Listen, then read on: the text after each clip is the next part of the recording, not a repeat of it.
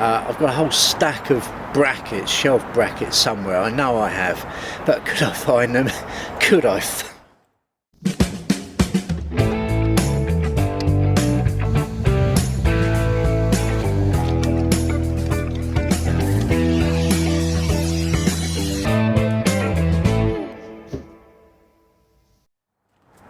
Hello, Johnny London here once again, and you join me on a beautiful day. I'm a bit late in getting started down here, not through being lazy or lethargic, anything like that. I've had an hour up in the attic, having a good old ferret around, finding a few bits and pieces that I wanted. The only thing I couldn't find though was those brackets. I've got a bunch of brackets somewhere that I want to just put a few sort of random shelves up, and well, it looks like I'm going to have to go out and buy some more, but there you go. Anyway, I've got plenty to do today, so let's get cracking.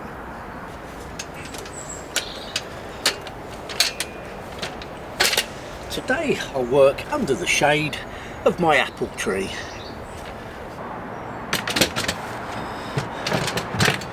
Right, well, a bit of fine tuning to do on the doors. I just want to take about 1 centimetre off the top just to bring them up a little higher. They're a little bit longer than they needed to be. I knew they might be, so I'm going to address that. I've got to cut that at a very slight angle as well, where things aren't quite true. And then I can have a look at the other thing that I did manage to find in the attic, which is some locks. I've got some locks and we'll see if they're going to be suitable or not.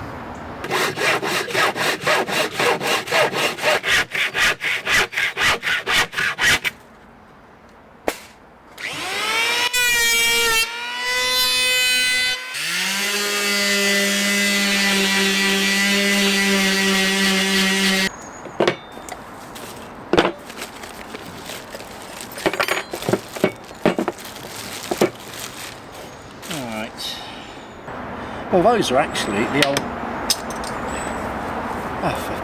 bloody pound shop. Those are actually a couple of locks that I used on the boat for a time before I discovered a much better type of lock for boat doors. So they're a bit sort of worn in, shall we say, but perfect for my purposes. The doors are quite thin, so I need to pack out a section for the lock and then cover it over.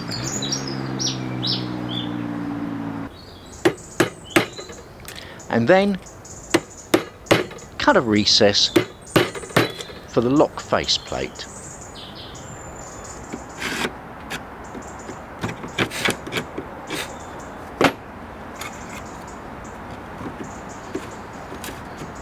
There we go, something like that. Yeah. Now, I did mention I'm not very good with hinges. I'm also not all that good at fitting locks. I mean, I can do them, I've done quite a few. In fact, I don't like hanging doors either very much. It just takes ages. But this has gone okay. Now, I know there's only so much point having quite a strong 5-lever lock on some matchwood. But this is what I've got, so that's what I'm doing. I need some sort of catch, at least something to close the door with so that it doesn't blow open in the wind. So I'll just probably leave the key in there half of the time, and you know, when the key's not left in there, it'll probably just be hanging nearby, sort of thing. You know, there's no point. I mean, you can't make them unbreakable. That's not really what I'm trying to do. But yeah, I'm using what I've got, and I think that looks all right.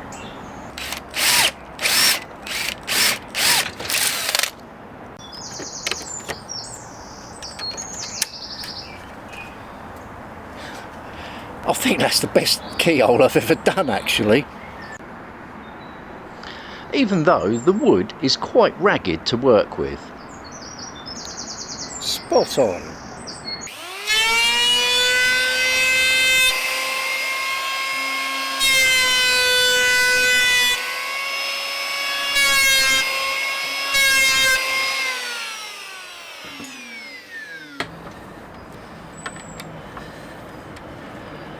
There's only one slight possible fly in the ointment, and that is I've got no idea where the keys are. Time for the second door.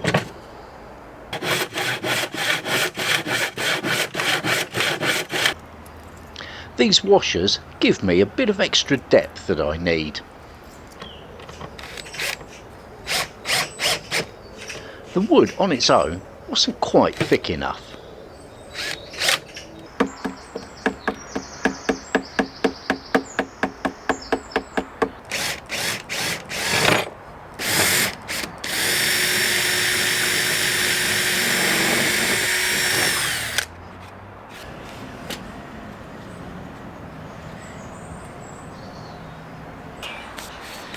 Well, needless to say, there's been a bit of tweaking and twerking.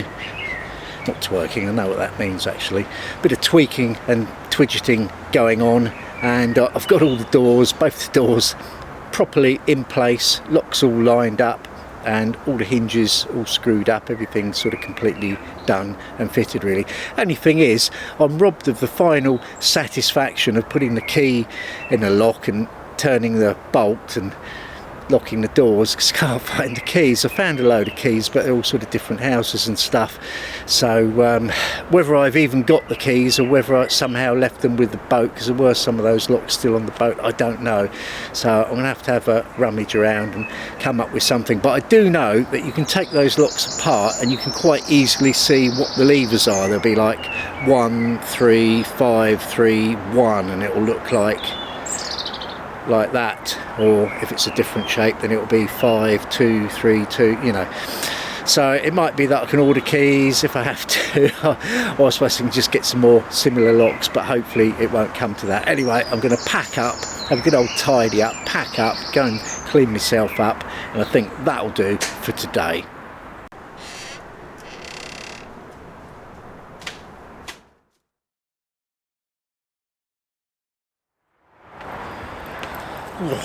Bit chilly today, but that's not going to affect me because I'm going to be working inside the cabin for most of the day. What am I going to be doing? Well, finally it's time to get a bit of colour on in there. Now I've got to give it a bit of a brush out and a bit of a hoover up first, and might need to mask one or two things up, maybe put something down on the floor, but it shouldn't be too long before I can get cracking with those brushes.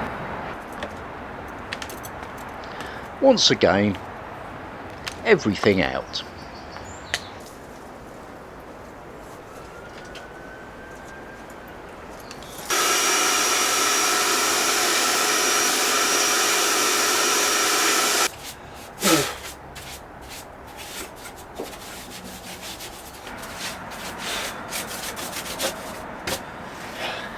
Well, this is turning into a longer job than I'd expected. It seems no matter what I do, brushing with little brushes, big brushes, hoovers, whatever, I just keep getting more bits of dust, muck, cobweb, wood shavings and everything else out of it, but I want to get it as clean as I can before I set to with the paint.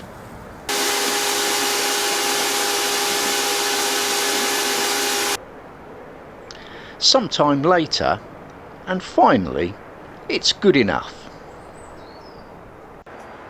Here's the paint. Let's have a look at it.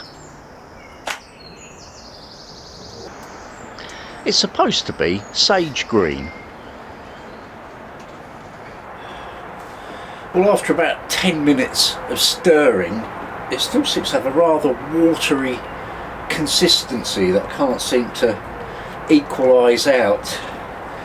It's not as good as the cheap stuff, is it? Still, let's try it on and see how it goes. Might surprise me.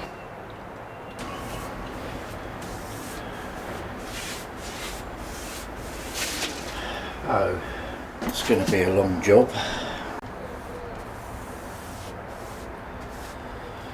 I've got to say, this is about the worst paint I've ever used. You can't even get it to stay on the brush. You have to sort of hold it on like that and then try and... I know I'm going light colour over dark colour, but that cheap brown one that I always buy is beautiful, beautiful thick stuff, just blasts everything. This is like dishwater.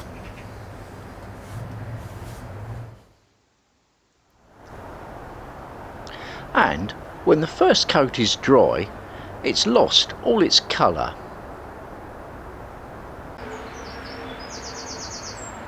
but I continue around the cabin. I think this must be magic disappearing paint, because look, it goes on like this. As you would expect.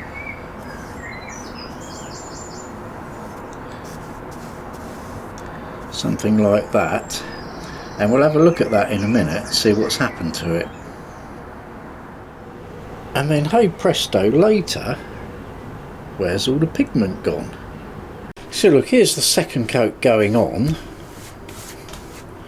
And you think, yeah, not bad. Probably would need another, but making progress, right? Second coat, first coat. But then look, second coat after it's dried. Well, I'll give up. That's had 2 coats and the second coat goes on and looks pretty encouraging. Not quite there, but nearly there, as you'd expect, putting a light colour over a dark colour. And then it dries and it's almost transparent. That's had 2 good coats and it looks like, at best, a wash, you know, a very, very watered down quick coat of emulsion that you do sometimes on things. So I can't see how many different coats I'm going to have to put on before it actually takes the colour. It's just never going to take the colour, is it? So I'm going to have a rethink. That's it for today. See you next time.